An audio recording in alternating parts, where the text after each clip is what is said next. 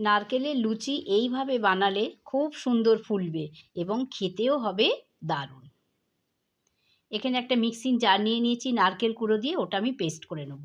একটা বোল নিয়ে নিয়েছি, 2 বাটি চালের গুঁড়ো দিয়ে দিয়েছি, 1/2 বাটি আমি নারকেল দিয়ে দিয়েছি, নুন দিয়ে দিয়েছি। দিয়ে অল্প অল্প করে গরম জল দিয়ে আমি একটা ডো তৈরি করে নেব। প্রথমে আমি চামচের সাহায্যে করেছি কারণ এটা খুব গরম। তারপর আমি হাতের সাহায্যে সুন্দর করে ডো তৈরি করে নেব। ডো আমার রেডি। এবার এই ডো থেকে কিছুটা অংশ নিয়ে এইভাবে গোল গোল করে পাকিয়ে একটা লেচি তৈরি করে নেব।